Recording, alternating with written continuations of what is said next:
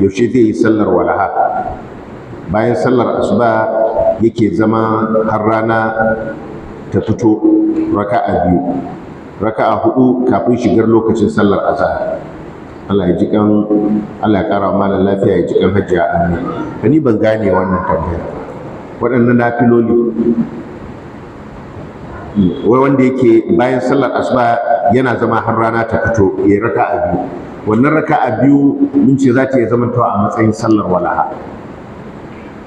In ya yi ta babu laifi kuma idan lokacin da aka fi so a yi sallar walaha ya yi ya ƙara waɗansu nafilfil, tunda ita sallar walaha aƙallanta raka'a 2, mafi yawan ta raka'a 12 ko raka'a 8. Raka'a 8 ɗin shine yafi inganci kuma shine mafi daidaitarsa. Haka Annabi sallallahu alaihi wasallam yayi a hadisin Ummu Hani, raka'a 8. Saboda haka idan yayi raka'a 2 ta ashuruk ta farkon rana ta wadatar masa a walaha.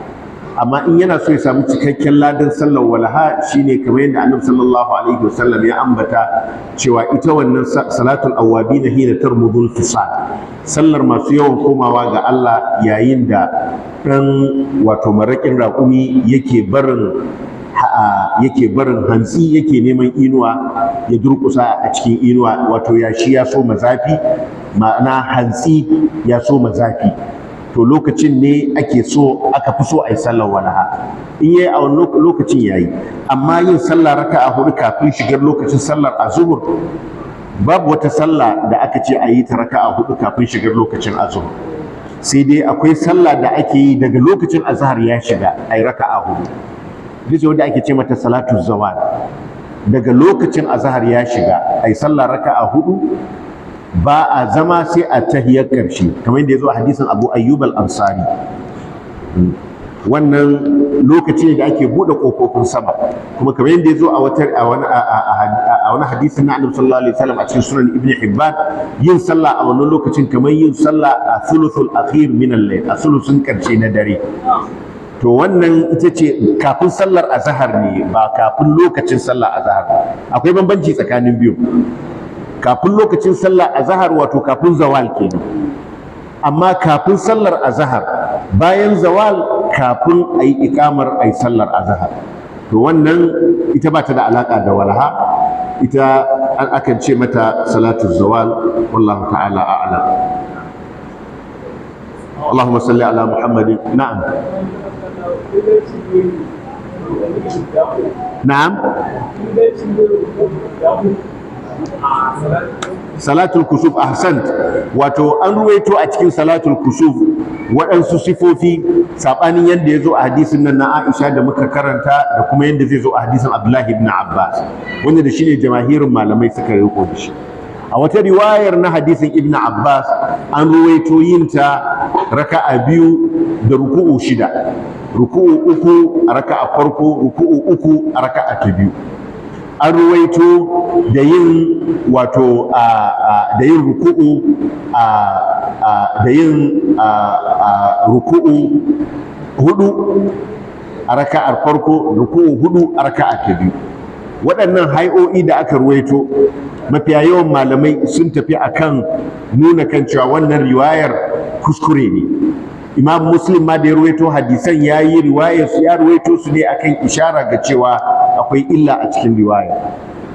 Imam Ahmad ibn Hanbal da Ali ibn al-Madini da Imam al-Bukhari duk sun tafi akan riko da wannan riwaya ta hadisin Aisha, raka'a 2 da ruku'u 2 a kowace raka'a. Amma wanda yazo sabanin wannan, kamar da Ibn al-Qayyim wanda yake so ya ji cikakken bayani a ciki, ya je ya karanta Zadul Ma'ad, babu salatul kusuf. Ibn al-Qayyim ya tsawaita magana akan wannan da nuna rashin ingancin waɗannan riwayoyi ne marjuha. Riwaya da take mafi rinjaye shine wannan hay'a, tunda abin da yasa ya zamanto malamai ba su kokarin yin jam'i ba, kamar yadda Ibn Hajar yayi kokari yayi jam'i tsakanin waɗannan riwayoyi da suka saba. Abin da yasa malamai ba su kokarin yin jam'i ba saboda kusufin nan sau ɗaya aka, babu wani riwaya da ta tabbatar da kan cewa an yi kusufin nan sama da sau ɗaya aka yi a rayuwar Annabi sallallahu alaihi wasallam. To in ku sau ɗaya aka yi, ba zai iya zama to an samu hai'a daban-daban ba. waɗansu suna cewa magana ma wanda take kana jinta ma ka san cewa ba zai yiwu ba, wai inda aka yi ruku'u sau ukun, wai ruku'un ɗagowa aka yi a gani rana ta fito ko bata fito ba sannan sai a koma. Ta za a ce a cikin sallar annabi sallallahu alaihi wasallam irin wannan abin ya faru? Wannan takallufi ne da bai cancanta ma a ambace shi. Hikayarsa ma ya isa ya nuna maka kan cewa ba haka yake ba haka abin yake ba. Saboda haka dai wannan riwayar wanda muka ambata ta Aisha ita ce Imam Bukhari ya takaita a kanta, kuma a kanta jamahirin malamai suka tsaya akan haka ake salatul kusuf. Wallahu ta'ala a'lam. Amin. Allahumma salli ala Muhammadin wa ala ali Muhammad kama sallaita ala Ibrahim wa ala ali Ibrahim innaka Hamidum Majid. Yan uwa sun turo bukatu na ayi addu'a, daga ciki akwai masu roƙo Allah madaukakin sarki ya jikar mahaifiyata da ta rasu, suke mata addu'a da kuma ƙarin addu'an neman lafiya ga mahaifinmu, da kuma addu'an neman lafiya ga ɗan uwanmu Malam Abdulwahab. Allah ya inganta masa lafiya, Allah ya yaye masa, ya ƙarfafa shi, ya yaye masa abin da yake damunsa. Akwai ɗan uwanmu Alhaji Aminu Goranyo, wanda ɗaya daga cikin 'ya'yansa yaransa ba ta da lafiya, tana ICU. Muna roƙon Allah ka inganta mata lafiya, Allah ka ba ta lafiya, Allah ka tada kirjinta, Allah ka sa abin da ya same ta ya zamanto mata kafara, Allah ka gaggauta mata waraka. Akwai wanda za su fara jarabawa suna neman addu'a, muna roƙonka Allah ka ba su nasara. Akwai ɗan uwa chairman da ya haɗa mana sola a wannan masallaci, muna roƙon Allah maɗaukakin sarki ya saka masa da alkhairi. Dama shi ne yake ta ɗawainiyar kawo mana diesel, ko shi mu ne masa addu'a kan Allah ya haska kabarinsa kamar yadda haska masallacinmu da haske. To gashi Allah ka karɓi wannan aiki da yayi a matsayin sadaka jariya. Akwai masu neman addu'a akan waɗansu al'amuransu, muna roƙon Allah ka biya musu bukatunsu. Akwai wanda suke fama da larura daban-daban a cikin rayuwa, muna roƙonka Allah ka yaye musu. Akwai wanda suke fuskantar sabani na zamantakewar auren su tare da abokan zaman su na aure, muna roƙon Allah ka daidaita su, Allah ka inganta musu rayuwar auren su, ka daidaita tsakanin zukatan su, ka kyautata tsakanin su bi rahmatika ya arhamar rahimin. Akwai wanda yan custom suka rike musu kaya yanzu shekara 2 kenan, amma ana magana da su, muna roƙon Allah ya sa a samu nasara. Akwai dan uwa Marwan, wanda matarsa ta fuskanci surgery, ta kafanci tiyata da aka yi mata, muna roƙon Allah ka sa wannan tiyata ta zama nasara. Allah ya sa ya ka zamanto, Allah ka sanya ta zamanto sanadiyar samun waraka ga iyalin nasa. Allah ka inganta mata lafiya, abinda kuma ya same ta ka sanya shi ya zamanto kafara a gare ta. Kuma Allah ka inganta mana lafiya, Allah ka yaye mana dukkan wannan halin tsanani da ake ciki a cikin wannan al'umma.